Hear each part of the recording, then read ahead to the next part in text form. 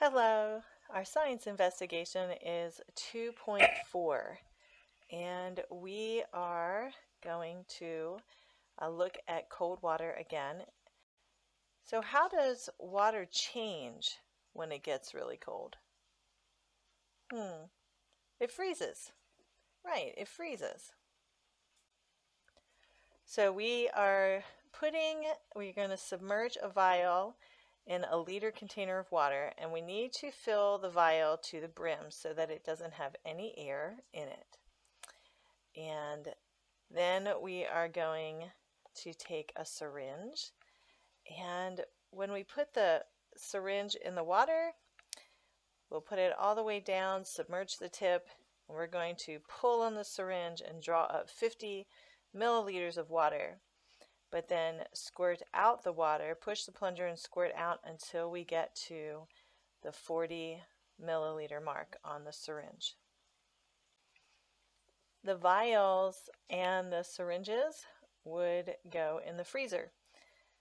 And after they come out of the freezer, we're going to observe what they look like.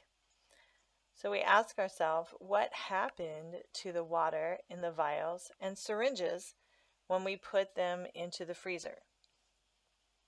Well, the water changed to ice. We see the ice is above the rim of the vial, and the lid is pushed open, and the vial is bulging. The ice is filling up more space in the syringe. We see that it pushed the plunger out and is filling up more space in the syringe. When water freezes, it expands. So that's what we see here. This is the effect that we observe. Water takes up more space as a solid than it does as a liquid. Do you remember in our last experiment, the cold water contracted and it stayed at the bottom. It contracted and the warm water expanded.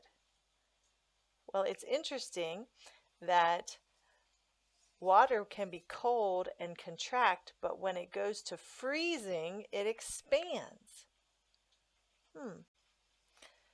So what was the cause of the water freezing and expanding? Well, putting it in the freezer at very low temperatures. That was the cause. And the effect is that it expanded and took up more space.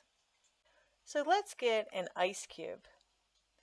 Now, if we put the ice cube in liquid water, what will happen? Will the ice cube float or sink? Right, it will float. Have you ever wondered why some things float and some things sink? Let's learn about floating and sinking today.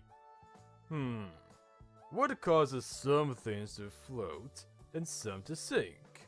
Well, it's all about something we call density. Haha, don't worry.